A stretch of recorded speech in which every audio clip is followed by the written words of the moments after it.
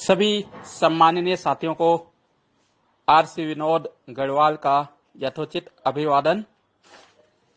आज दिन है शुक्रवार का और प्रत्येक शुक्रवार को रिकॉर्डिंग क्लब में दिन होता है the story of recording club का।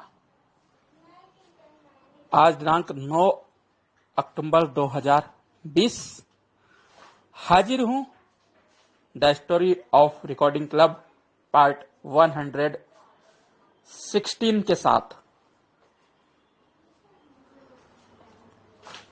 साथियों, आप सभी का जो रिकॉर्डिंग क्लब को सपोर्ट मिल रहा है उस हेतु मैं आप सभी के प्रति कृतज्ञ हूं।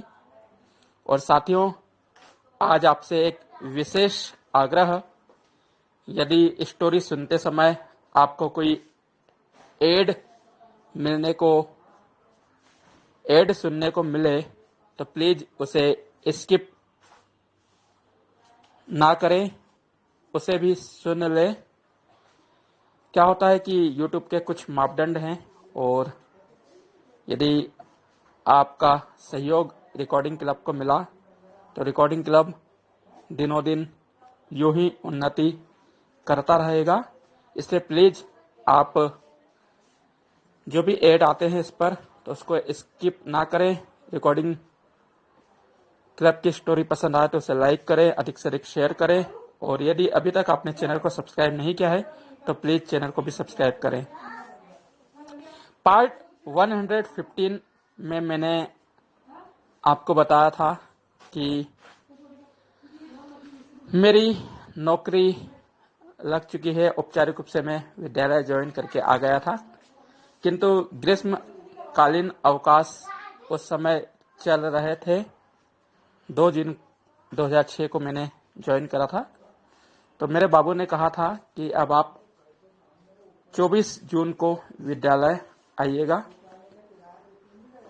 तो मैं निर्धारित तिथि पर विद्यालय पहुंच गया और एक शासकीय सेवक के नियमानुसार मैंने सारी जो फॉर्मेलिटीज थी, औपचारिकताएं थी, उनको पूरा कर दिया और यूं फिर मेरा सेवा काल प्रारंभ हो गया।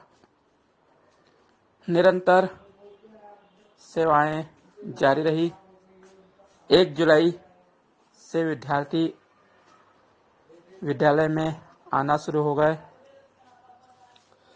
और चूंकि मैं रिफ्रेश गया था एकदम, तो जो प्रभारी प्राचार्य थी उस समय, इंचार्ज थी मैडम, तो उन्होंने मुझे 12वीं में पीरियड नहीं दिया और मुझे 9वीं और 11वीं में अध्यापन करने हेतु उन्होंने पीरियड अलॉट करे। उनका मानना था कि आपको कोई पढ़ाई का अनुभव नहीं है, पढ़ाने का अनुभव नहीं है, जिस कारण 12वीं बोर्ड होती है। हालांकि जो मेरी नियुक्ति थी वो 11वीं एवं 12वीं के अध्यापन हेतु की गई थी, किंतु उन मैडम को भरोसा नहीं था और जिसके चलते उन्होंने मुझे 9वीं और 11वीं में पीरियड दिया। जब 11वीं के बच्चों ने बताया कि शिक्षक बहुत अच्छा पढ़ाते हैं, 12वीं वाले जो भी उनके सीनियर थे उनको, तो फिर 12वीं वाले विद्यार्थियों ने मुझसे कहा कि सर आप हमको भी पढ़ाइए। तो मैंने कहा कि मैं तुमको नहीं पढ़ा सकता हूं क्योंकि किसी और टीचर को आपके लिए पीरियड अलॉट किया है। फिर भी उन्होंने जिद करी कि सर जब हमारा पीरियड खाली रहेगा या आप हमको एक्स्ट्रा टाइम में पढ़ा दीजिएगा जब भी आपके पास समय रहे। तो ऐसा करके मैंने उनकी बात मानी, क्योंकि अब मुझे भी अपने आप को स्थापित करना था।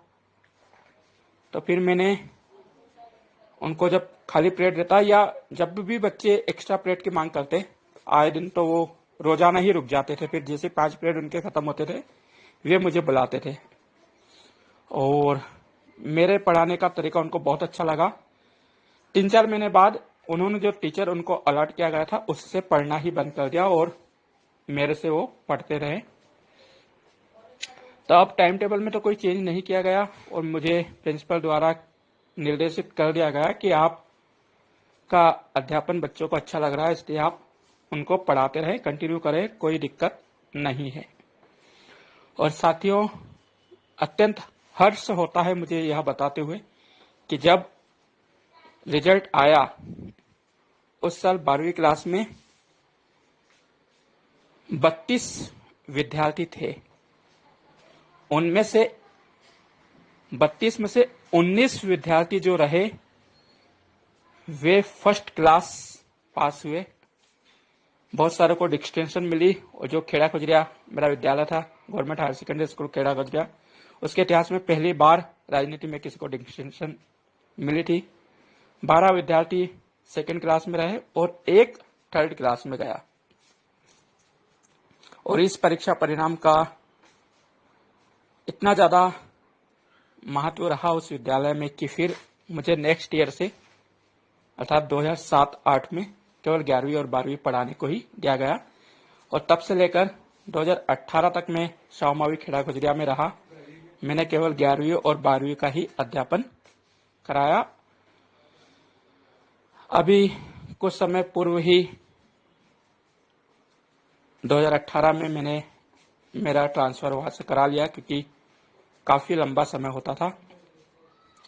मैं इंदौर रहता था और विद्यालय वहां था, तो काफी एक लंबा समय, सुबह 7 साढ़े 7 बजे मैं इंदौर से जाता था,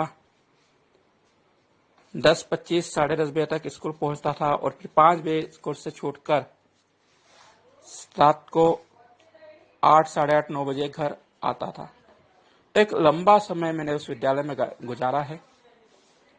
12 वर्षों तक मैंने उस विद्यालय में अध्यापन कराया। काफी सुखद परिणाम रहे।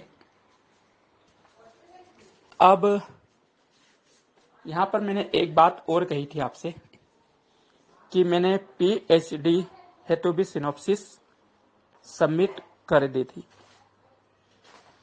यह मेरा दुर्भाग्य रहा, मेरे जीवन का बहुत बड़ा एक फेल्यूर कह सकते हैं। और शायद यही क्षेत्र है जिसमें मुझे असफलता मिली, और वो भी शासकीय कारणों से।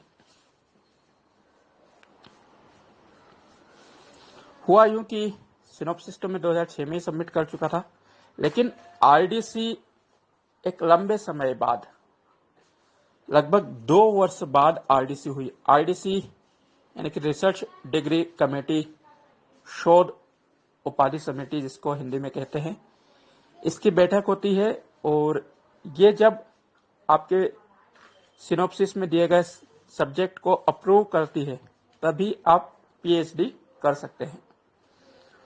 तो मैं नौकरी तो कर ही रहा था, साथ ही साथ पीएचडी के लिए भी मेरा इंतजार था कि कब आरडीसी हो, मेरा सब्जेक्ट अप्रूव हो जाए। यदि अप्रूव हो जाता है तो फिर मैं पीएचडी को कंटिन्यू करूंगा, और भगवान ने चाहा तो फिर मैं कॉलेज में प्रोफेसर बनूंगा। यह मेरा इंतजार गुजरता गया। फिर एक दिन मुझे लेटर मिला वर्ष 2008 में कि 31 अक्टूबर को आईडीसी रखी गई है, जिसमें आपको तय समय पर विश्वविद्यालय पहुंचना है। मैं मानसिक रूप से तैयार हो गया, अपने इंटरव्यू की सारी तैयारी की। और जिस फेलियर, जिस दुर्भाग्य की मैं बात कर रहा हूं साथियों, वो 30 अक्टूबर 2008 को मेरे साथ व्यतीत हुआ, मेरे जीवन में आया।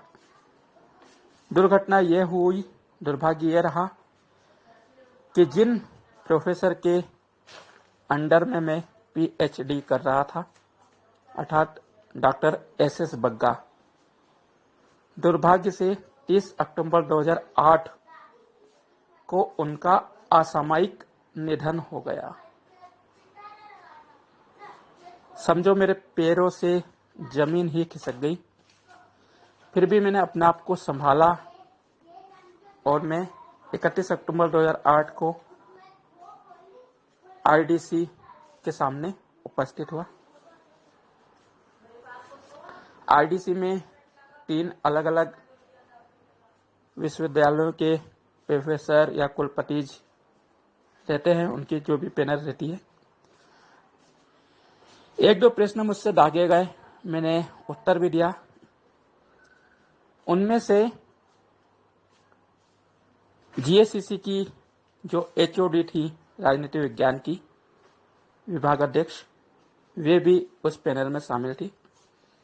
तो जैसे ही मैंने जवाब देना चालू किए तो बीच में ही उन मैडम ने पैनलिस्ट को बताया कि सर यह हमारे ही कॉलेज का निकला हुआ स्टूडेंट है और बहुत शार्प मेमोरी है, आप कहीं से भी प्रश्न पूछिए, मुझे पूर्ण विश्वास है कि ये आपको ऐसा जवाब देंगे जिसकी आप कल्पना भी नहीं करेंगे और पूरा रट लेता है ये लड़का, जितना मैंने इसको देखा है। तो दोनों पैनलिस्ट ने कहा कि मैडम यदि आप जानती है तो फिर क्या है। फिर भी मैडम ने कहा नहीं सर, मेरा जानना एक अलग चीज है और पैनलिस्ट के हिसाब से हम बैठे हैं वो एक अलग चीज है, तो आप प्रश्न करिए। फिर उसके बाद उन्होंने मुझसे ज्यादा क्वेश्चन नहीं करे, एक दो क्वेश्चन करे और जैसा मैडम ने बताया था वे वैसे ही जवाब देता गया। तो उन्होंने कुछ सब्जेक्ट में मेरी परिस्थितियों को देखते हुए और कुछ इजी बनाया। पीएचडी हेतु दरअसल मेरा जो सब्जेक्ट था वो था 73वां एवं 74वां संविधान संशोधन, नगरीय निकाय की स्वायत्तता। ये व्यापक था, तो फिर उन्होंने मुझे मेरे सब्जेक्ट में चेंज इतना करा कि इसको इंदौर नगर निगम के परिप्रेक्ष्य में कर दिया कि आप इंदौर नगर निगम की स्वायत्तता 73वें एवं 74वें संविधान संशोधन के तहत करें, यही आपका टॉपिक है। फिर ज्ञात हुआ कि जिनके अधीनस्थ में कर रहा हूं दुर्भाग्य से उनका कल ही निधन हुआ है। ऐसे में यूनिवर्सिटी ने मुझे 7 दिन का टाइम दिया कि आप अपना गाइड चेंज करें और गाइड को ढूंढे। नियमानुसार 7 दिन का समय होता है। एक गाइड थे जिनके पास उस समय राजनीति विज्ञान की सीट खाली थी और वो थे धार में प्रोफेसर थे श्री कमलेश व्यास। मैंने उनसे संपर्क साधा इधर उधर से जानकारी निकाल के, किंतु कमलेश व्यास सर का कहना था कि नहीं, आपका जो सब्जेक्ट है वो स्थानीय है, इस कारण आप आपकी नौकरी को छोड़िए और नौकरी छोड़कर आप फिर पीएचडी करते हैं तो मैं आपको करा सकता हूं, अदरवाइज मैं असमर्थ हूं। तो मैंने कहा कि सर जो मेरा टॉपिक है वो नगर निगम की स्वायत्तता है और स्थानीय तौर पर ही है, तो मैं इसको जब भी छुट्टियां रहेगी या मई जून के काम में जितना ज्यादा समय होगा मैं पूरा समय लगाकर कर लूंगा, आप बेफिक्र रहे, आपकी सहायता नहीं चाहिए मुझे, केवल एक गाइड आप करिएगा, एक गाइडेंस के रूप में मुझे आपकी भूमिका चाहिए। किंतु वे नहीं माने और मेरे साथ जो समय था वह ड्रॉप हो गया, समय बीत गया, मैं पीएचडी नहीं कर सका। यही मेरी लाइफ का एक दुर्भाग्य रहा जहां पर मैं असफल रहा। ये घटना हुई, किंतु जब विद्यालय गया तो अन्य टीचरों ने बताया कि इस जॉब को यदि आप नियमित रूप से करना चाहते हैं तो बीएड करना होगा। मैंने आपको बताया कि मेरा 5 में ही पीजी कंप्लीट हुआ था और एग्जाम्स हुए, मैं क्लियर कर गया, नौकरी पे लग गया। तो ऐसा तो कोई मंसूबा नहीं था इस जॉब को करने का, लेकिन फिर भी अब चला गया था। तो मैंने सोचा चलिए पीएचडी का कुछ हो नहीं रहा है, तो मैंने भोज मुक्त विश्वविद्यालय से स्पेशल बीएड का भी पत्राचार से फॉर्म भर दिया और स्पेशल बीएड मैंने करा इंदौर में ही डॉक्टर हेलेन केलर शिक्षा एकेडमी, जो मेरा हाई स्कूल था, वो इसका सेंटर भी है। तो 15-15 दिन की क्लासें होती थी, मैं कुछ कुछ क्लास अटेंड करता था नौकरी के दौरान भी, और जैसे तैसे, ज़्यादा अच्छे से तो नहीं क्योंकि दिन भर इसमें ही हो जाता था बच्चों को पढ़ाना करना। जब भी समय मिलता था तो मैंने थोड़ी बहुत पढ़ाई करी और 2009 में मैंने बीएड भी कंप्लीट कर लिया और जून 2009 में मेरी संविदा खत्म होना थी नियमानुसार, किंतु मेरा बीएड कंप्लीट नहीं था। जब बीएड का रिजल्ट आया तब मेरा नियमितीकरण हुआ और संविदा खत्म हुई। तो जून के स्थान पर 14 नवंबर 2009 को मेरी संविदा समाप्त करके मुझे नियमित किया गया और अब यहाँ पर वेतन नियमानुसार बढ़ा भी दिया गया।